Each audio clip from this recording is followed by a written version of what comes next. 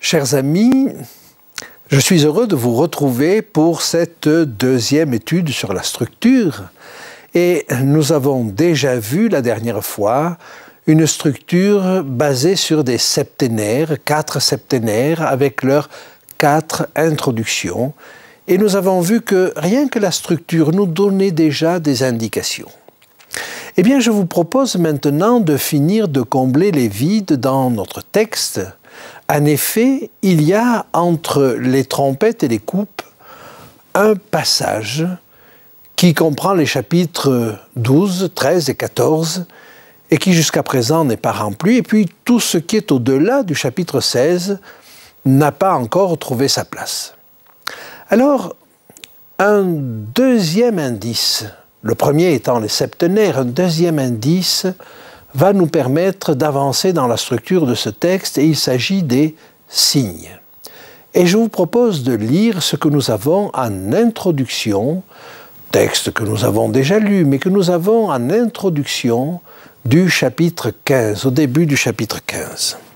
« Puis je vis dans le ciel un autre signe grand et admirable, 7 anges qui tenaient 7 fléaux, les derniers, car par eux s'accomplit la colère de Dieu. »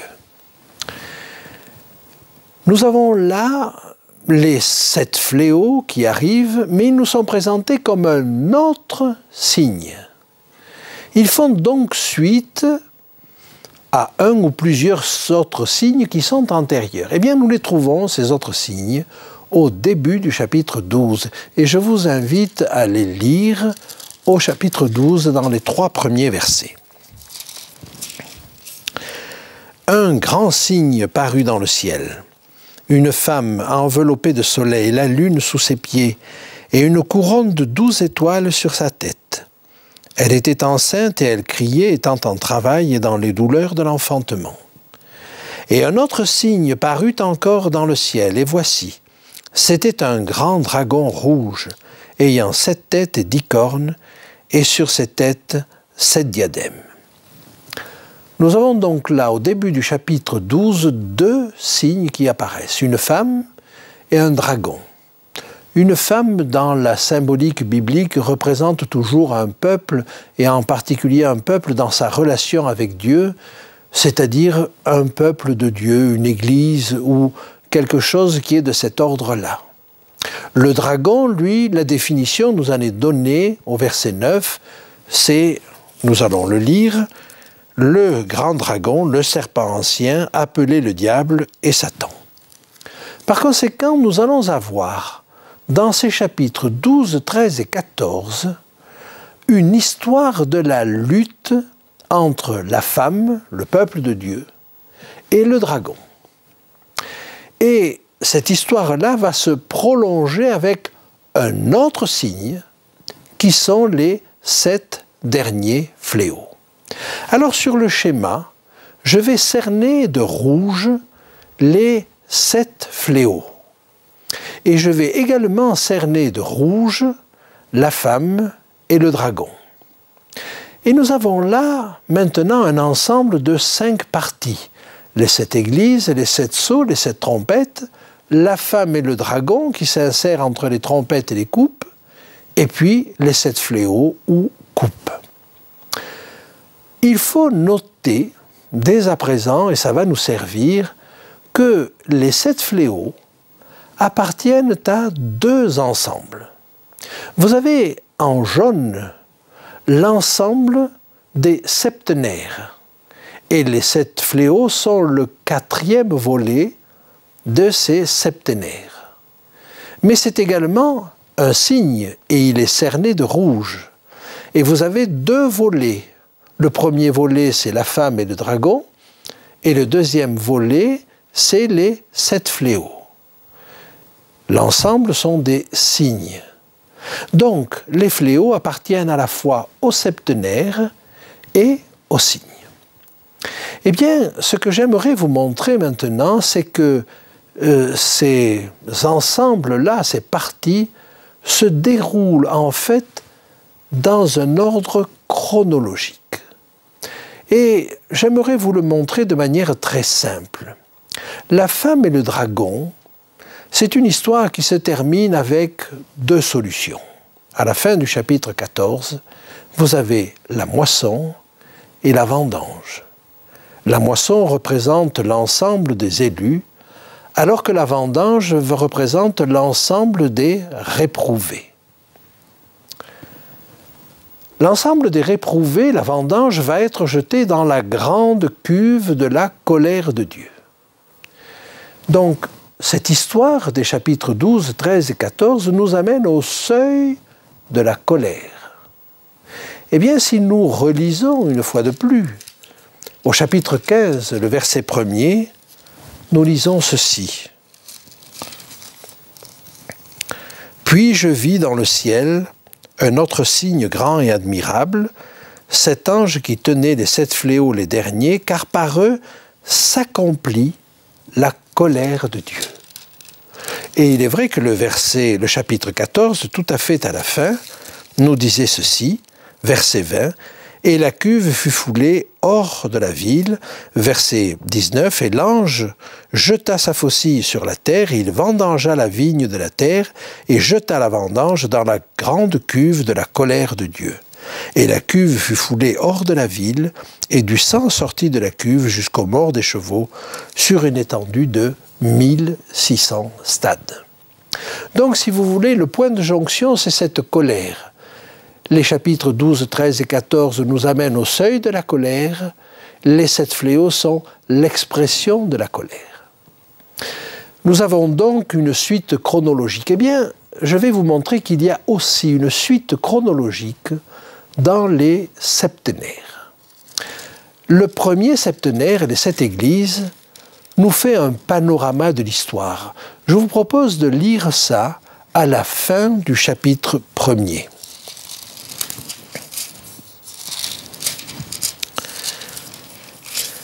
Nous trouvons ceci au verset 19.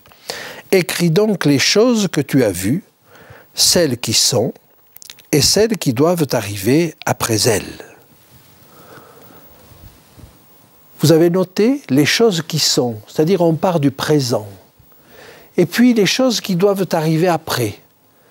C'est-à-dire qu'en réalité, les 7 églises, les messages de cette église, sont en soi une prophétie et vont nous décrire probablement l'histoire de l'Église depuis le moment où Jean écrit, c'est-à-dire depuis le 1er siècle de notre ère, jusqu'au retour de Jésus. Voilà donc le panorama. Maintenant, si nous allons à la deuxième introduction, eh bien, à ce moment-là, vous allez voir que la demande de l'ange est un petit peu différente. Je vous propose de le lire avec moi au chapitre 4. « Après cela, je regardais et voici une porte était ouverte dans le ciel. La première voix que j'avais entendue comme le son d'une trompette qui me parlait, dit « Monte ici, et je te ferai voir ce qui doit arriver dans la suite. » C'est-à-dire en grec « metatauta », après ces choses. Ce que nous décrit ce qui nous est décrit dans les messages aux églises, c'est une chose, mais ce qui nous est décrit dans les 7 sceaux, c'est quelque chose qui doit arriver après. Il y a donc une suite chronologique entre les deux, et c'est un point que nous détaillerons. Je vous invite maintenant à regarder la 3e introduction. Et nous allons voir comment il y a une suite entre les sceaux et les trompettes. Chapitre 8, verset 1er.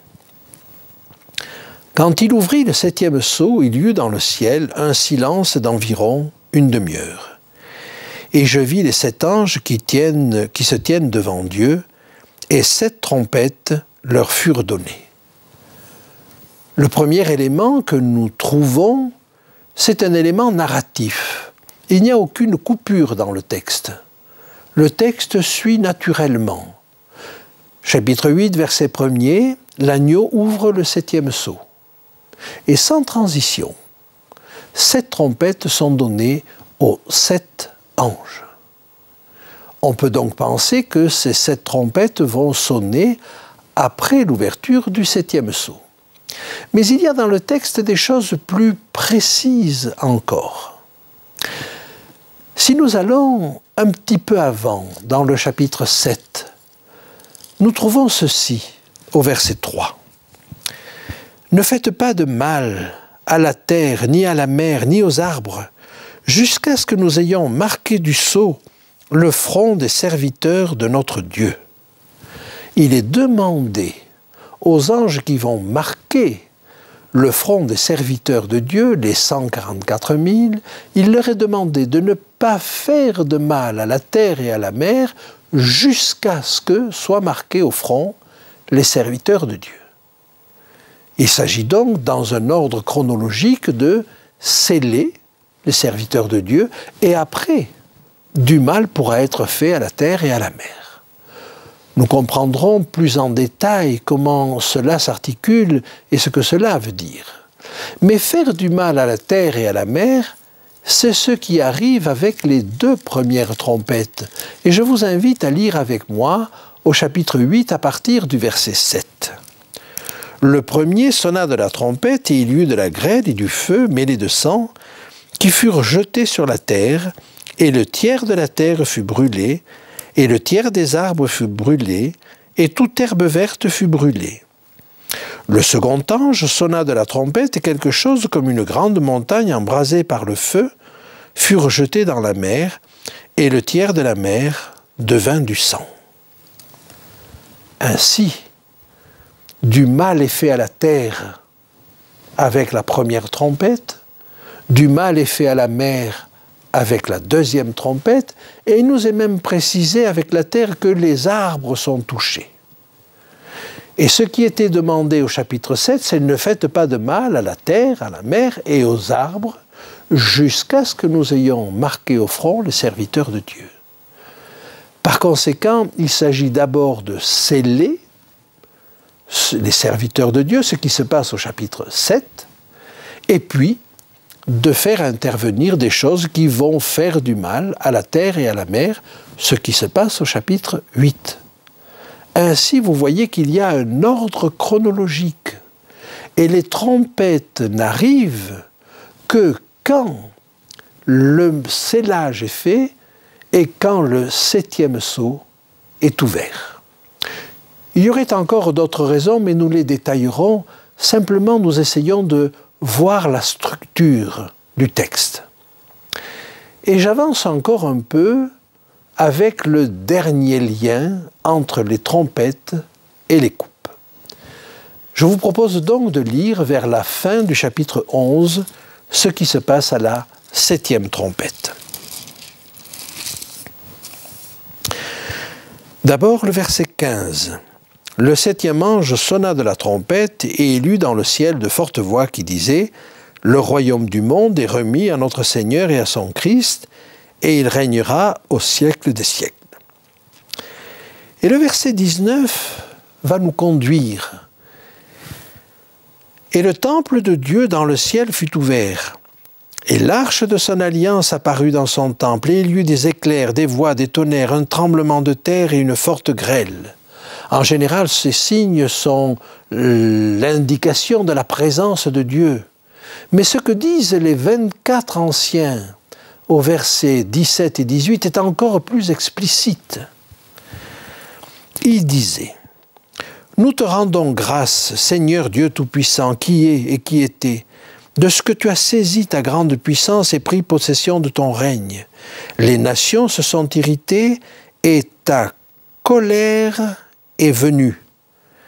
Et le temps est venu de juger les morts et de récompenser tes serviteurs, les prophètes et les saints, et ceux qui craignent ton nom, les petits et les grands, et de détruire ceux qui détruisent la terre. Ils annoncent, ces 24 anciens, le temps de la colère est venu. Nous sommes donc au seuil de la colère avec la 7e trompette. Et nous avons déjà vu que les 7 coupes sont l'expression de cette colère de Dieu. Alors il nous faudra revenir là-dessus pour comprendre ce qu'est la colère de Dieu. Et c'est peut-être un peu différent de ce que nous imaginons. Mais il n'empêche que ce sont là des événements dramatiques. Et maintenant que nous avons comblé les trous jusqu'au chapitre 16, nous allons voir comment s'articule la suite du texte avec les 7 coupes. Et je vous invite pour cela à lire avec moi le début du chapitre 17. Puis un des 7 anges qui tenait les 7 coupes vint et il m'adressa la parole en disant « Viens, je te montrerai le jugement de la grande prostituée qui est assise sur les grandes eaux. » Notez le lien, c'est un des 7 anges qui tenait les 7 coupes qui va présenter à Jean le jugement de la grande prostituée. La grande prostituée n'est autre que Babylone. Nous le lisons au verset 5 du chapitre 17. « Sur son front était écrit un nom, un mystère, Babylone la grande, la mère des impudiques et des abominations de la terre. » Maintenant, nous allons voir une autre partie qui est elle aussi introduite par un des 7 anges qui tenait les 7 coupes. Et cela se passe au chapitre 21 et au verset 9. Lisons ensemble. « Puis un des 7 anges qui tenait les 7 coupes remplies des 7 derniers fléaux vint, et il m'adressa la parole en disant « Viens, je te montrerai l'épouse, la femme de l'agneau. » Ainsi donc, nous avons là la même présentation par un des 7 anges qui tenait les 7 coupes, présentation d'une femme infidèle, une prostituée, Babylone, et puis d'une femme fidèle, la Nouvelle Jérusalem. Et ce sont les dernières parties de l'Apocalypse. Nous voyons donc comment cet ensemble s'articule. J'aimerais vous montrer au passage que nous avons défini, sans le vouloir et sans le chercher, 7 parties. Les 7 églises, les 7 sceaux, les 7 trompettes, la femme et le dragon, les 7 coupes, le jugement de Babylone et la Nouvelle Jérusalem. Eh bien, nous avons là quelque chose de coordonné. Et j'aimerais vous montrer encore les liens qui peuvent exister. Parce que si nous regardons à ce schéma, nous voyons bien que le jugement de Babylone et la Nouvelle Jérusalem sont la conséquence de ce qui s'est passé avec les 7 fléaux. C'est-à-dire qu'il n'y a après les 7 fléaux que 2 issues, où l'on fait partie de la Nouvelle Jérusalem, où l'on fait partie de Babylone. Mais nous avons aussi 2 flèches convergentes vers les 7 fléaux. Les 7 églises, les 7 sceaux, les 7 trompettes débouchent finalement sur les 7 fléaux et nous amènent au seuil de la première histoire. Et c'est ce que j'appelle là la première histoire. Les 7 églises, les sceaux et les trompettes. Elle nous amène jusqu'à un point de l'histoire où nous arrivons juste avant la colère de Dieu. Et puis, nous avons une deuxième histoire qui, elle, va utiliser des symboles qui sont utilisés d'habitude dans le livre de Daniel et qui n'ont pas été utilisés jusque-là.